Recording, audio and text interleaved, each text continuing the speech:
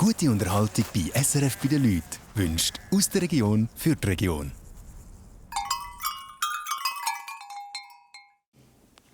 Die Familie Egloff ist in Ecuador vor 2 Jahren brutal überfallen worden.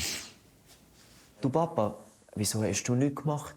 Wieso hast du uns nicht beschützt? Und ich habe mich so hilflos gefühlt in dieser Antwort. Er hat immer das Gefühl gehabt, Papa ist ein Superstar, der rennt die Berge hoch und alle kennen ihn und alle wollen ein Foto von ihm. Und er hat nichts gemacht. Wie in diesen Film, oder? Er ist kein Superhero, der war da am Boden. Und dann habe ich gesagt, Julian, ich kann nichts machen. Egal, was ich gemacht hätte, wäre einer von uns tot. Der Karl ist in Südamerika ein berühmter Bergsteiger.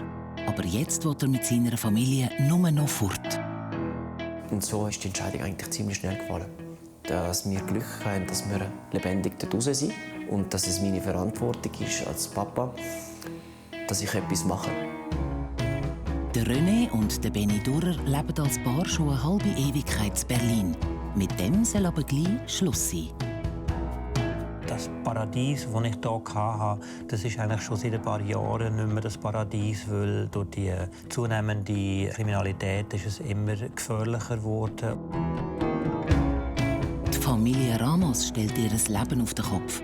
Die Eltern wollen auf Portugal auswandern, ohne ihre Kinder. Ich möchte noch etwas für mich machen, ich möchte noch etwas verwirklichen, ich möchte noch ein neues Projekt angehen. 3 Geschichten von der Suche nach Wurzeln, Aufbruch und der Sehnsucht nach Heimat. Das ist SRF bei den Leuten. Heimweh.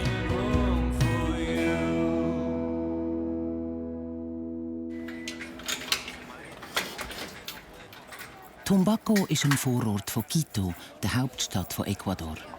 Das Haus der Familie Egloff ist seit dem Raubüberfall eine kleine Festung. Allein zu Fuß trauen sie sich nicht mehr auf die Straße.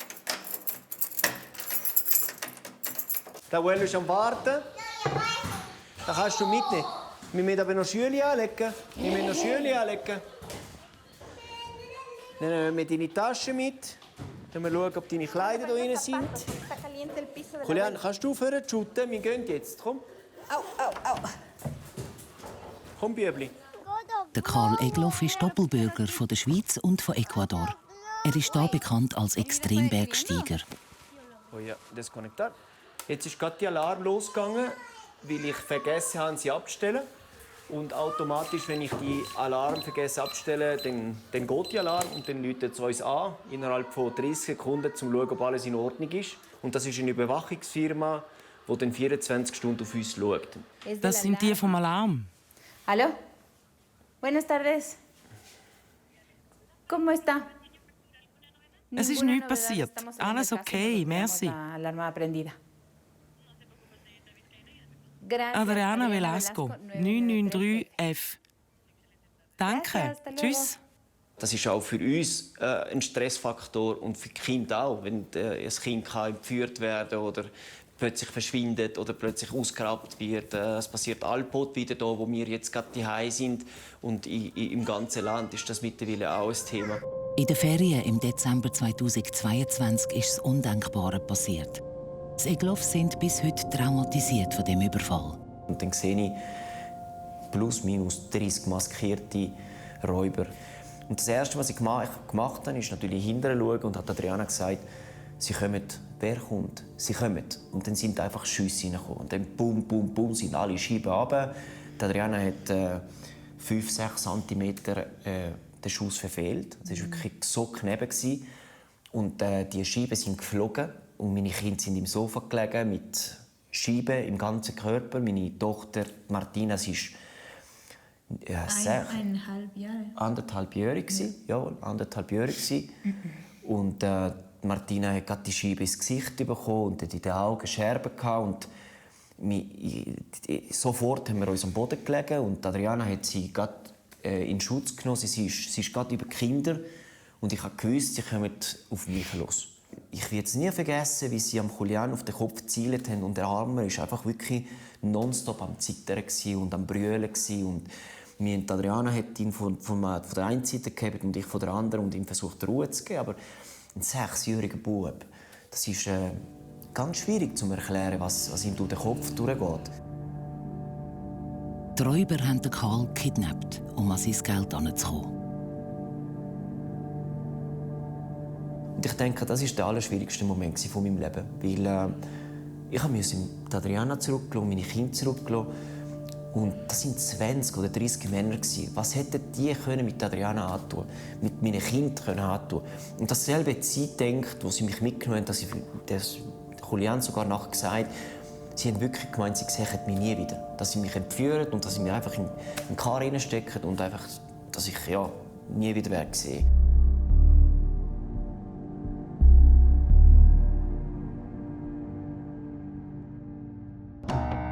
Die Kinder der Familie Ramos sind erwachsen und jetzt wollen die Eltern auf Portugal auswandern.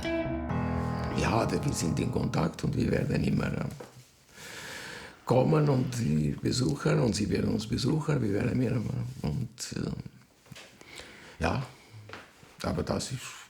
Das ist effektiv schon eine Sache, die wir uns so lange überlegt haben. Wie ist das mit der Marina? Sie hat hier ein Zuhause, sie ist hier wohl, sie lebt hier. Komm, schau da. Judith und der Scheime wohnen in Oberburg im Emmental. Das Wochenende kommt die älteste Tochter die Marina zu Besuch. Sie lebt in einem Heim zu Frutigen. Wo ist Marina? Schau da. Hallo! Hallo! Hallo! Hallo! Bobby, schau da. Komm hier, sag Hallo Marina. Hallo Marina. Hallo Marina. Hallo. Wir sagen schon Hallo. Hallo. Oder nur der Bobby. Hallo. Ja, das ist halt, das ist halt länger gegangen. Macht nichts. Du machst nichts.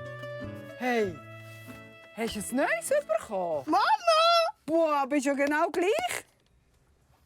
Jetzt weisst du nicht, welches das Richtige ist. Ja, aber... Ich tue es dir anschreiben, nachher ist gut. Das ist das Alte. Das ist das Alte. Also, können wir das noch ein bisschen anlassen. Dann tue ich es mal rein, ist gut. Alles für mich. Die Marina hat bei der Geburt vor 31 Jahren zu wenig Sauerstoff bekommen und hat darum eine sogenannte Zerebralparese, eine Schädigung vom Hirn. Darum ist sie in einem Heim für Menschen mit speziellen Bedürfnissen zu Frutigen im Berner Oberland. Maria, komm! Maria! Jedes zweite Wochenende kann sie aber heim zu den Eltern. Heute ist auch noch ihre jüngere Schwester da. Salut, Bobby! Grüezi wohl! Grüezi wohl! Hoi! Hallo!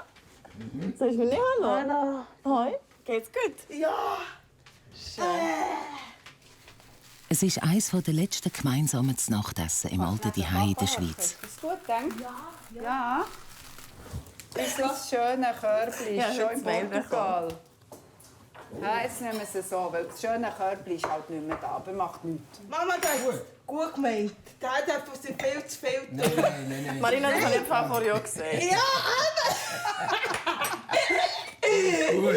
Gott auseinander! Das macht nichts. Marina, jetzt kannst du den Käse drüber tun, dann spielt es keine Rolle. Gell, hast du nicht gedacht, dass es das Raclette gibt? Nein! Ja. Überraschung? Ja! Genau. Ich habe noch nichts, aber... Was nicht? Nein. Du hast das Glas voll. Ja. Also, zum Papa muss nicht mehr essen! Also, Marina. Marina, will aber essen! Marina, zum Wohl. Ja. Es sind eigentlich 4 Geschwister. Die beiden jüngsten Zwillinge sind im Moment am Reisen. Darum sind nur die beiden ältesten Töchter da.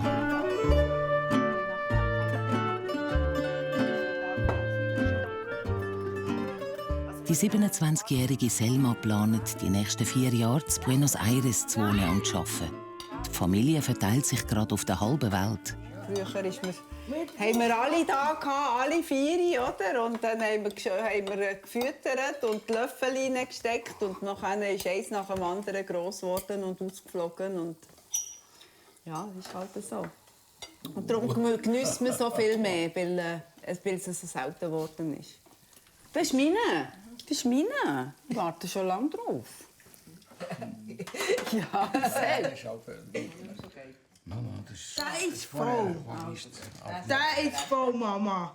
Sie sind jetzt auch in einem Alter, wo, ob wir da hier bleiben oder so, das passiert das gleich. Also für Familie, glaube ich, das wird nicht so viel verändern. Man hat so viele Träume oder so viele Sachen, wo man sagt, ich möchte gerne das machen oder ich möchte gerne das erreichen. Und es wäre wie schade, wenn man wie warten aufgrund von anderen Personen. Ich meine, es ist auch euer erstes Mal das Leben zu leben. Und ja, ich denke, das ist wie das Wichtigste, dass ihr jetzt auch einfach das mal macht, was ihr machen wollt. Und das habt ihr euch ja schon mega lange vorgenommen. Das heisst aber auch, die Kinder in die Selbstständigkeit schicken und vor allem die Marina weniger häufig sehen und besuchen.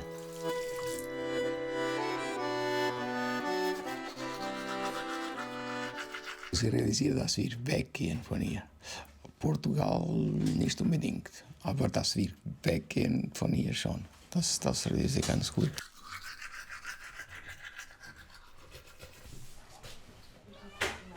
Ja, Marina ist der schwierigste Teil, sagen wir so. Aber wir haben uns halt gleich entschieden, ja, wir haben auch noch ein Leben und wir wollen für uns noch etwas machen und wir müssen den Spagat irgendwie Zweck so machen, dass es dann für alle geht. Und wir sind nicht allzu weit weg und wir werden ganz bestimmt immer wieder auch zurückkommen in die Schweiz. Papa, du bist total im Weg. Jetzt Marina. Total im Weg. So.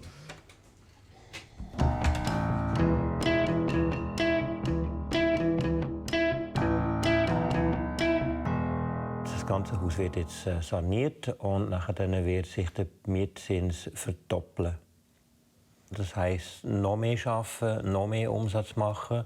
Und wir kommen dann so langsam an unsere Grenzen. Wir arbeiten schon 12 bis 14 Stunden pro Tag und irgendwann geht es einfach nicht mehr weiter.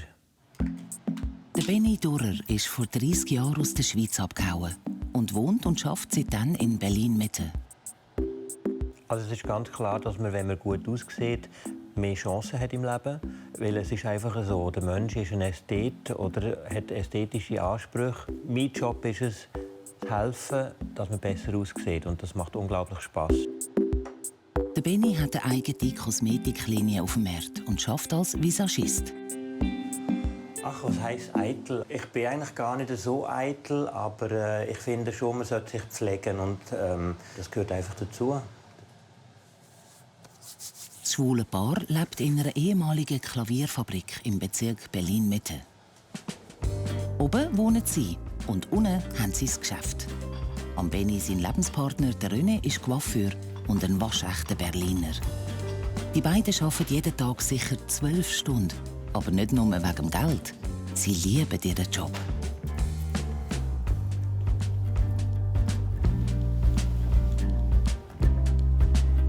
So. Danke. Das ist ja ein bisschen wie beim Zahnarzt. Hält einfach auf. Nur ohne Betäubung. Ja. Das Allerschönste ist es einfach, Menschen glücklich zu machen und kreativ zu sein. Mit meinen Händen was zu schaffen, das war, was ich immer gerne wollte. Ich wollte mit Menschen zu tun haben, ich wollte kreativ sein und ja, mit den Händen. Und das waren meinen Eltern nicht so genehm, aber ich habe es nie bereut, dass ich mich da durchgesetzt habe. Und außerdem gibt es nichts Schöneres, als Leute dann nach Hause zu schicken mit einem Lächeln auf den Lippen, weil sie sich wieder besser fühlen.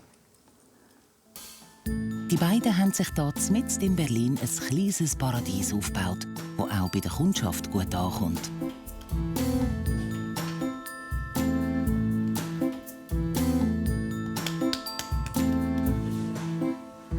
Ich glaube, mein Erfolg ist auch ein bisschen dem geschuldet, dass ich einfach ordentlich arbeite. Und da kommt der Schweizer durch. Einfach Pünktlichkeit, Ehrlichkeit, seriös arbeiten. Das sind Sachen, Eigenschaften, die ich hier in Deutschland erfahren habe, dass das nicht jeder hat. Und mit meiner Art bin ich einfach gut durchgekommen. Und das ist, glaube ich, mein Erfolgserlebnis, dass ich einfach eine ordentliche Arbeit mache.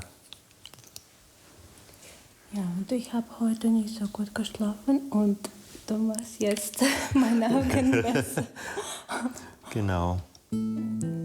Eigentlich scheint alles perfekt. Wir haben im Moment extremste Herausforderungen in Deutschland.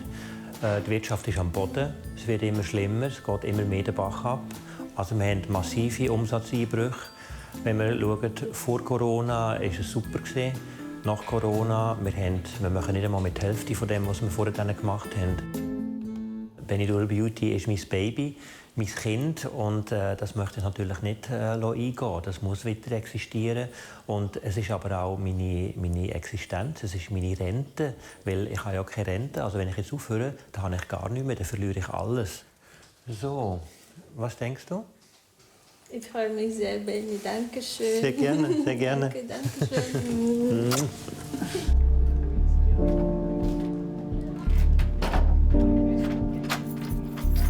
Seit dem Überfall fühlt sich die Familie Egloff in Ecuador nicht mehr sicher.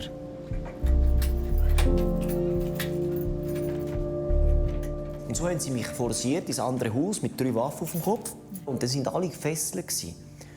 Und als ich reingekommen bin, haben mich 2 genommen, haben mich gefesselt, am Boden da und das Gesicht mit Klebband. Eigentlich ja, ich konnte nicht einmal richtig atmen. Sie wollten Geld von Karl. Der hat aber weder Bargeld noch seine Kreditkarte bei sich gehabt. Da ist sicher noch mal eine Stunde gegangen. Und was dir in dieser Stunde durch den Kopf geht, hei. Und dann irgendwann mal habe ich so ein Pfeifen gehört und dachte, ja, was ist das für ein Pfeifen? Und dann habe ich nur noch Motorräder gehört und es sind sicher 3 Minuten gegangen. Ich habe keinen mehr gehört. Dann habe ich gesagt, so, jetzt muss ich weg hier. Und dann bin ich neben der Küche, habe ein Messer genommen, konnte mich entfesseln. Und dann habe ich meine Hände in die Luft da und dann bin ich zu diesem anderen Haus gelaufen, mit Angst, dass ich jede Sekunde einen Schuss bekomme. Wirklich nur die Hände am Kopf, links und rechts geschaut, jetzt kommt sicher ein Schuss. Und nur noch geschrien und dann einfach angefangen zu schreien, Adriana, Julian. Und dann habe ich Adriana gehört, wir sind da. Und dann, ich habe mir das Schlimmste vorgestellt. Gott sei Dank bin ich rein ins Haus, alles natürlich in Scherben, alles war bewegt, alle Schubladen am Boden.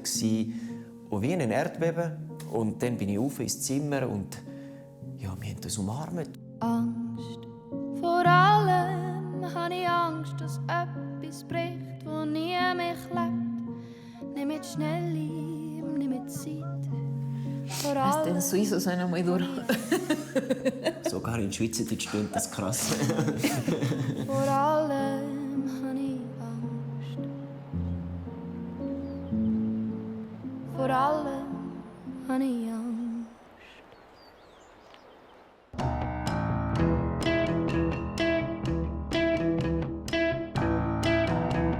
Ich habe schon Momente, wo ich mir überlege, habe ich denn wirklich das Richtige gemacht? Haben wir das Richtige entschieden?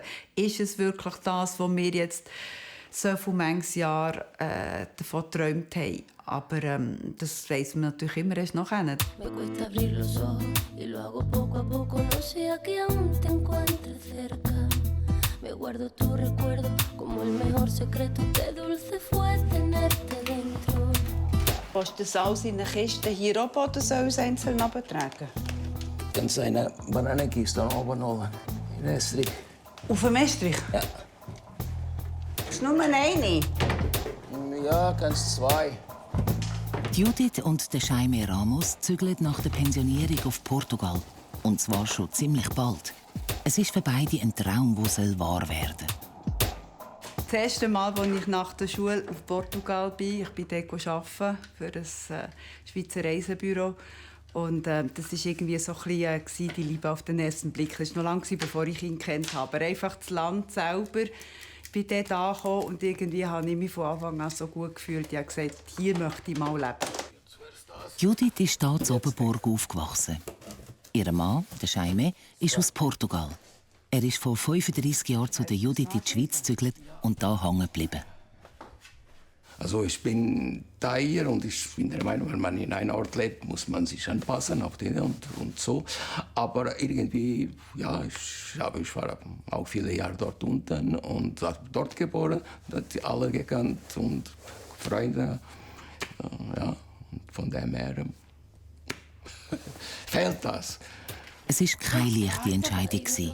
Zwar kann der Jaime zurück in seine Heimat, Aber sie geben auch vieles auf. Zum Beispiel das Haus, wo sie ihre 4 Kinder großgezogen haben. Mit auf Portugal sollen auch die 6 Katzen und die Hündin Bobby. Bobby ist von Portugal. Wir haben sie vor 13 Jahren aus einem Tierheim, dort in die ganze Nähe, wo wir jetzt herzügeln werden. Dort haben wir sie geholt, als kleines Welpeli.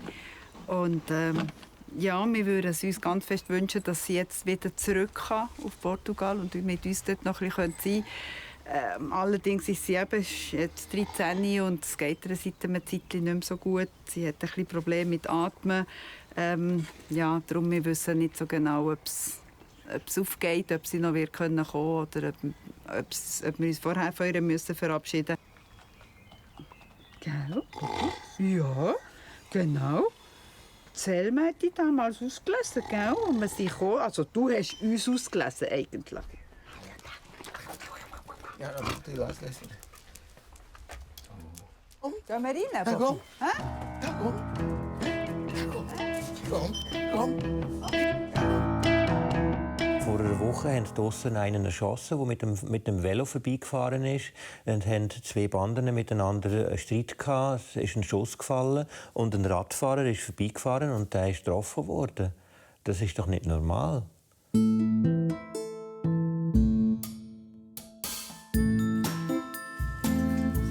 So wird's warm. Es kommt nicht mehr häufig vor, dass sich die beiden für den Ausgang so richtig rausputzen. Auf den Straßen von Berlin fühlen sie sich nicht mehr sicher. Es gibt Kieze, da traust du dich als Schwuler nicht mehr hin. Und es geht schon bei uns hier vor der Tür leider los. Das Laub macht hier auch keiner weg. Natürlich Man kommt nicht. raus und steht in einem Laub. Wenn ich hier auf die Straße gehe und ich werde gleich angepöbelt, von wegen, ey, stich dich ab, du schwule Sau. Nee? Ich dachte, du hast dir vielleicht mal eine Probe mitgebracht davon. Die Angst vor den Überfällen, die sorgt halt auch dafür, dass du einfach nur noch weg möchtest. Wenn ich schon unsere Angestellte am Abend, wenn es dunkel ist, nach Hause bringen muss, weil ich Angst haben muss, sie wird doof hier angemacht oder betatscht, wie es schon mal vorgekommen ist, das ist nicht mehr lebenswert. Das macht dann hier keinen Spaß mehr. Aber BGB ist nicht richtig. Die beiden nehmen unter anderem wegen solchen Vorfällen auch lieber ein Mietauto, um von A nach B zu kommen. Berlin hat sich unglaublich verändert. Ich bin vor 30 Jahren auf Berlin gekommen und Berlin war für mich das Paradies. Und inzwischen ist es so, man ist immer auf 7:30 stellig und überlegt sich immer, wo würde ich jetzt hinrennen, was würde ich jetzt machen, wenn wir angegriffen werden.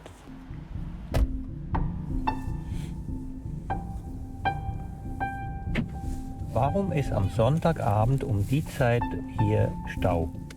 Also ich kann dir jetzt schon sagen, in der Schweiz ist auch viel Verkehr, weil es gibt so viele Menschen inzwischen in der Schweiz, weil so viele Deutsche in die Schweiz geflüchtet sind.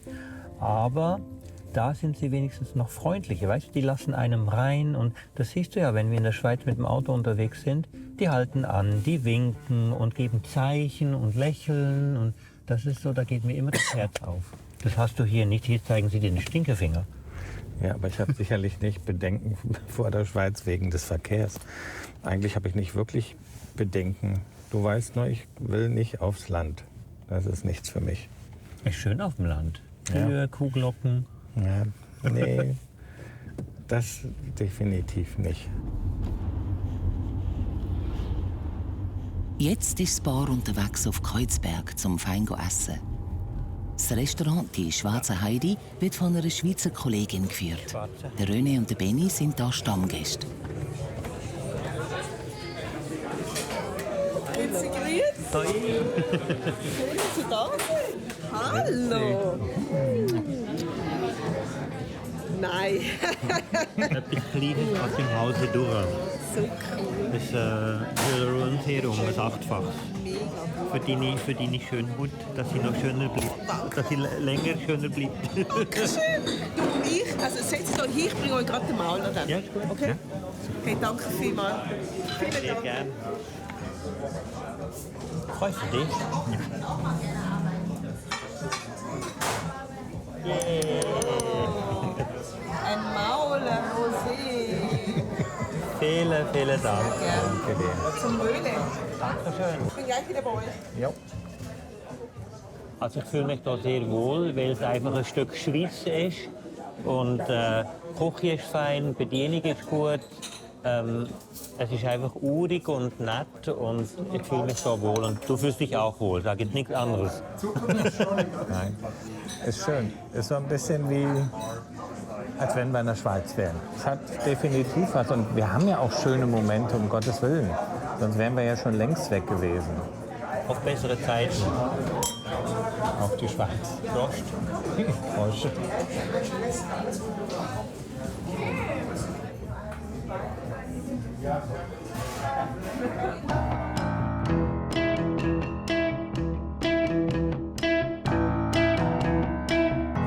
Und wo meine Mama dann krank geworden ist und am Schluss den Kampf gegen Krebs verloren hat, ist mein Papa bankrott gewesen. Und dann hat er zu mir ganz offen gesagt, ich kann das nicht mehr zahlen. Also, wenn du hier bleiben willst, dann muss ich dich in eine öffentliche Schule stecken und das kommt für mich gar nicht in Frage. Ich denke, das Beste wäre, wenn du jetzt in die Schweiz gehst und eine Lehre machst oder das Gymnasium machst. Ich weiss, dass das schwierig ist, aber das packst du schon, Karl. Und so ist der 16-jährige Karl in die Schweiz gekommen, wo seine beiden älteren Schwestern sich um ihn gekümmert haben. Er hat eine KV-Lehre gemacht und ist in Teres. Nachher ist er zurück auf Ecuador und hat angefangen, spitzenmäßig Mountainbike zu fahren und dann auf die Berge zu steigen. Sein Vater, der Charlie, ist Bergführer und Schreiner und lebt in Ecuador. Er ist sicherlich die Person, die mich den ganzen Bergsport gezeigt hat, wo mich Disziplin beigebracht hat und er hat die Seite von der Schweiz, die bei mir so, ja, wo so wirklich lebt. Ich habe Schweizerdeutsch über ihn geredet und gelernt und darum bin ich ihm sehr dankbar für alles, was er uns gegeben hat. Der Charlie Egloff wohnt nicht allzu weit weg in einer gated Community, einer bewachten Überbauung.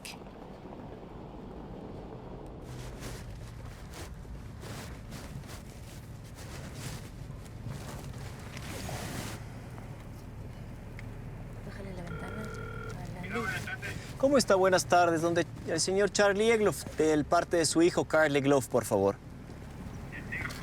Gracias. Donde el abuelo Charlie.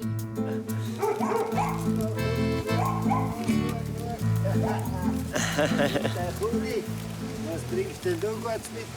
Das ist für den Dessert. Oh, Hola, abuelo. Adi, Sali, Martina, Sali, du bringst Blumen. Ah. Sali, Hola, wie hast du es? Gut, und du? Hast du Milch mitgebracht? Ja, habe ich. Die ist noch drin. Ich bringe sie dir gerade. Aber den Kuchen gebe ich dir, den muss nämlich in den Kühlschrank rein. Ah ja, gut. Aber wir können ja natürlich gerade sofort essen. Das können wir noch viel natürlich schlauer. Das wäre noch viel schlauer, das ist so. Der Charlie war zweimal verheiratet. Beide Ehefrauen sind gestorben. Jetzt hat er wieder eine Partnerin und arbeitet auch mit 73 noch immer in seiner Schreinerei. Die Liebe hat ihn auf Südamerika verschlagen. Dass jetzt sein Sohn weg will, ist nicht einfach. Bitte mal mit, darf ich mehr Milch haben? Ich bleibe ja dann mehr oder weniger da allein zurück. Ich habe dann keine Verwandte mehr da, aber man kann niemandem einen Stein im Weg legen. Ich glaube, Ecuador für einen Jungen, der wie der Karl-Heinz, der so viel Energie hat, ist halt eben nicht das richtige Land. Was wird man da machen? Was meinst denn du? Sicherlich nicht einfach, sich über das zu unterhalten, vor allem wenn man gerade gegenüber hockt. Wir sind halt Bergler, ich komme von Wildhaus und er ist auch in den Bergen aufgewachsen. Und dann ist das auch nicht so das Gleiche mit diesen Gefühlen. Man gibt es nicht so nach außen. Mein Vater zeigt selten Emotionen. Und trotzdem sehe ich ihn sehr emotional in letzter Zeit. Weil er weiss, es ist jetzt eine ganz schwierige Etappe. Wer weiß, wenn ich wieder zurückkomme. Wer weiß, ob wir uns wieder sehen. Und es ist ein viel schwieriges Ade sagen als vor 20 Jahren.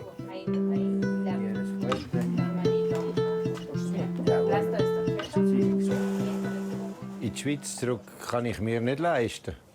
Ich habe es ja nie auf einen grünen Zweig gebracht, aber das hat ja eigentlich mit mir zu tun, nicht mit dem Land, wo ich gekommen bin. Er hat sich von Anfang an weg aufs Bergsteigen und auf den Tourismus konzentriert. Und ich habe immer meine Schreinerei nebenbei gehabt. Und das ist jetzt mein Bleifuß, den ich habe. Weil in Ecuador, wenn man jemanden anstellt, hat man den adoptiert für das ganze Leben. Und es ist fast nicht mehr möglich, etwas zuzumachen, wenn man etwas angefangen hat. Wie viel Mal hast du gegessen heute? Zum Morgen, zum 9, zum Mittag, zum 4? Ja, schon. Ja. Was mir stolz macht, ist natürlich, als wir noch klein waren und als ich im Alter von Julian war, hat mein Vater immer gesagt, du musst den Bergführer machen, du musst den Bergführer machen. Und jetzt ist es dann so weit. Jetzt darf ich in der Schweiz als Bergführer arbeiten. Und ich denke, da habe ich dann schon die Gefühl, das ist ein Erfolg von beiden. Nicht nur von mir, sondern von beiden, weil er mir das beigebracht hat. Und ja, ein bisschen sensibel beim Reden.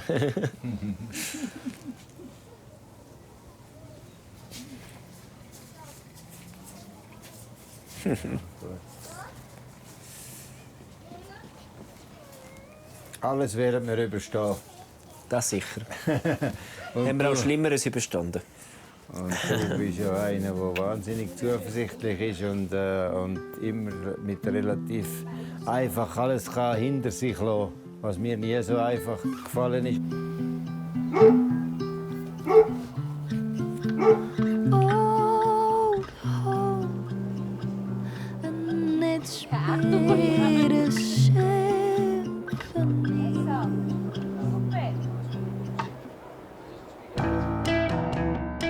Die Situation bedeutet für uns, dass wir entweder ganz schnell etwas Neues finden hier in Berlin und ausziehen, Umzug. Und das ist natürlich mit so einer grossen Firma ein Horror. Der Benni und der René arbeiten sonst schon fast Tag und Nacht. Und jetzt kommt auch noch der finanzielle Druck dazu. Umso wichtiger ist der freie Sonntag. Zeit, um am Benni seine Parfümfläschchen-Kollektion zu erweitern auf dem Flomi. Wir schauen jetzt hier ein bisschen auf dem Flohmarkt, ob wir etwas finden, ob wir vielleicht kleine Miniaturen finden für meine Sammlung. Genau, Miniaturen ist das Hauptopfer. Ja. Schauen wir mal. Also den Sonntag, den genießen wir eigentlich auch immer deswegen, weil da haben wir, auch wenn es immer keiner glaubt, zusammen Mahlzeit. Auch wenn wir zusammen arbeiten. Er ist in seinem Büro, ich bin bei mir hinten.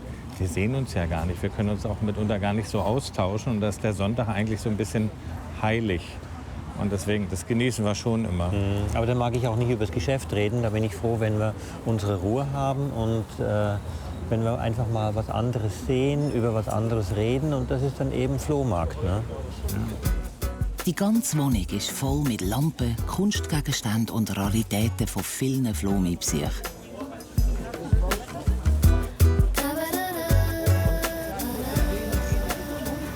Oh, guck mal, die ist schön. Das ist wirklich schön. Mhm. Was kostet die hier? 350 €. Okay. Der burgisische Kämpfer ist das, 1900. So alt wie du. Du bist eine Frau. Das ist wirklich schön. Ja.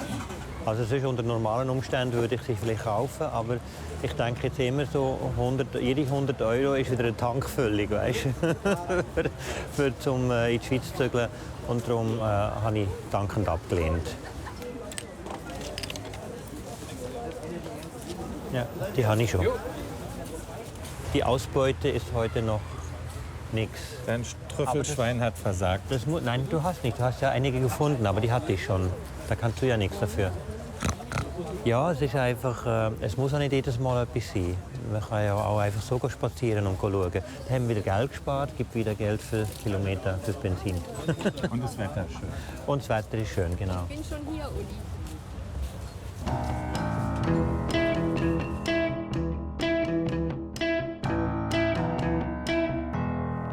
Pienso que Karl no es conocido en Suiza. Ich glaube, in der Schweiz weiss niemand, wer der Karl ist. Aber das wird sich bald ändern. Hier in Ecuador ist das etwas anderes. Wegen seiner Rekord kennen ihn ganz viele Leute und alle wollen ein Foto mit ihm. Das ist schön. Ich glaube, in der Schweiz wird man ihn auch bald kennen. Wenn die Sonne in Quito auf 2300 Meter über Meer aufgeht, ist der Karl Egloff schon lange auf den Beinen oder auf dem Velo. Der 43-jährige Spitzensportler trainiert täglich etwa 5 Stunden. 2014 hat er den Geschwindigkeitsrekord auf den Kilimanjaro gebrochen und ist weit bekannt worden. Adriana schaut in dieser Zeit zu den beiden Kindern. Der Innenschweinehund ist da. Ich bin sehr kompetitiv seit dem jüngsten Alter. Ich wollte immer ganz grosse Projekte machen und Berge erklimmen. Und darum ist der Ehrgeiz dann schon da. Training ist das A und O für mich im Leben. Auch mit 43 bin ich sehr diszipliniert. Und seit dem Überfall auf die ganze Familie trainiert der Papa Karl fast immer daheim in den sicheren 4 Wänden. Er will seine Familie so wenig wie möglich allein lassen. Der Julian schläft noch immer jede Nacht bei seinen Eltern im Bett. Geschlafen? Bist du noch müde von der Woche? Ja. Karl war ein sehr bekannter Mountainbiker und ich habe ihn in Facebook gefunden. Und er war ein bekanntes Bergführer auch. Und er postet, er geht in den Kilimanjaro. Und es war für mich ein Traum, in Kilimanjaro zu gehen. Und ich habe ihm geschrieben. Und ja, danach, die Geschichte ist, wir sind hier mit 2 Kindern. Und 7 Hunde. Die zählen fast gleich viel für Adriana. Der Husky Akiro ist wie unser erstes Kind und darum sehr wichtig für uns. Adriana, seit sie mich kennengelernt hat, hat sie gesagt, mein grösster Traum ist Aconcagua. Und dann habe ich ihr natürlich auf dem Gipfel oben Hochzeits- und Ehe. Ich bin ja Knie und ja, sie hat nicht Nein sagen. Sie braucht einen Bergführer zum Runterkommen.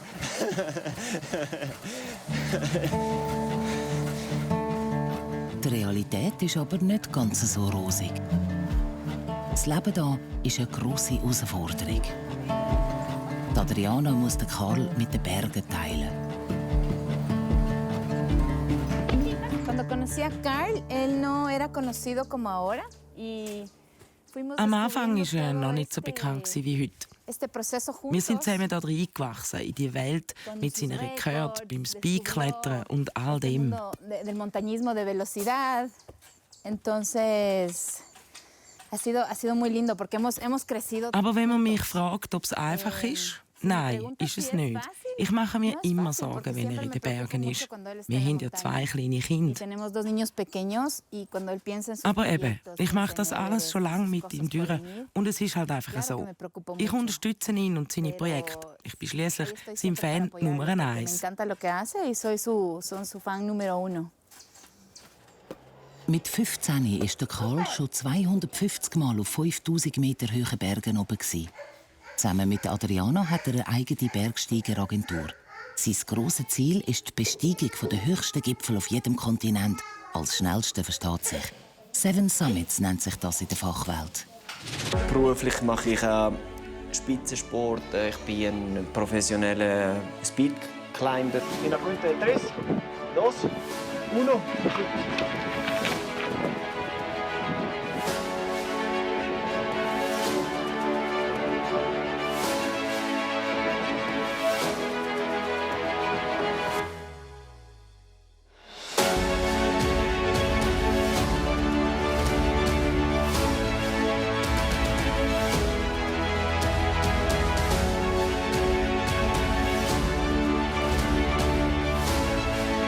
Das hat sich so ergeben, als Bergführer bin ich oft in den Bergen und in der Freizeit bin ich schnell rauf und runter. Und so hat sich dann irgendwann einmal als Ziel gesetzt, die Rekorde zu brechen. Und wenn ich natürlich auch ein bisschen hinterher schaue, fasziniert mich der Sport, den ich mache. Viel Disziplin ist dahinter und auch Risiko natürlich involviert.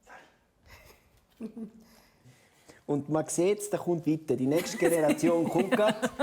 Die nächste Generation, die will auch auf den Cotopaxi. Gell, Mama? Gehen wir zum Cotopaxi zusammen? Hm? Sie kann es kaum erwarten. Der Julian auch. Die sind beide Berg fasziniert.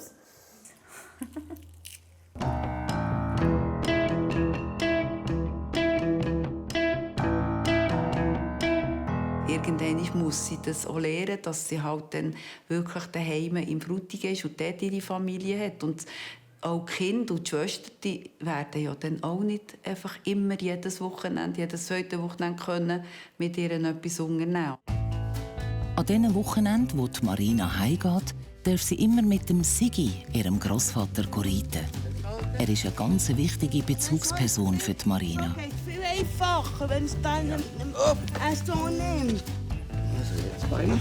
Ja, Das ist gut, ne? Also. Bis am Abend. Tschüss, Papa. Tschüss. Wir schauen miteinander. Ciao. Viel Spaß! Ja, genau. Er ist immer, seit sie klein war, immer mit ihr zusammen. Sigi, Und das ist, also für beide, das ist ein Team. Wenn die Sonne kommt, dann bin ich fort. Und es hat mich aufgezogen, ich bin geflogen. Das ist gut.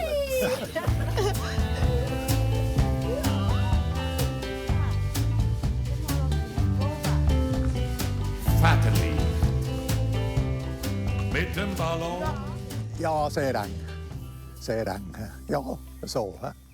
Gell? Ja. Wir zwei. He? Ja. Ja. Ja. Wir zwei tun viel unternehmen. He? Ja. Hä? Ja.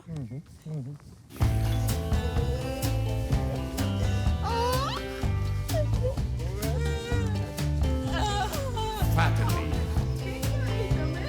Mit dem Ballon. Ja, das beruhigt ja schon. Ja. Solange sie können, bin ich sicher, die sind 100% da. Ich sehe mein satte Land von oben, aber irgendwann einmal schauen ist von unten an. Ich sehe schon den Lauf von Ungarn und fliegen mit dem Rauch von meinem Vieh. Das macht uns ein bisschen Sorgen, muss ich ehrlich sagen. Und, wir sind halt schon älter oder uralt. Und wie lange wir es noch machen können, wissen wir nicht. Das ist ein bisschen unsere Sorge. Aber wir hoffen, das kommt gut. Ja. Wenn meine Eltern noch jetzt auf Offenburg wohnen, kann ich noch alle 2 Wochen heimgehen. Und jetzt kann ich auch noch reiten. Aber nachher weiss man nicht mehr, ob ich nachher wieder kann. Das ist eben auch noch offen. Ja, das schauen wir dann. Der Sigi hat Mühe, dass die Eltern von der Marina auf Portugal auswandern.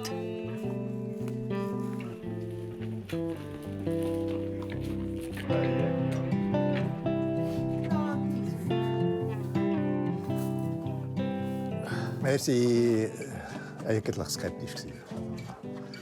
Es ist auch nicht so eine einfache Ding, sicher auch nicht unter ihnen. Ich weiss es nicht. Aber es ist ihre Familie und wir sind unsere Familie. Oder? Die Jungen müssen da so schauen. Oder? Aber es ist schon ja, einfach etwas anderes. Ich werde da weiter nicht so reingehen. Ja. Im Moment ist es einfach jetzt so und jetzt geht es vorwärts. Es gibt sowieso kein Zurück.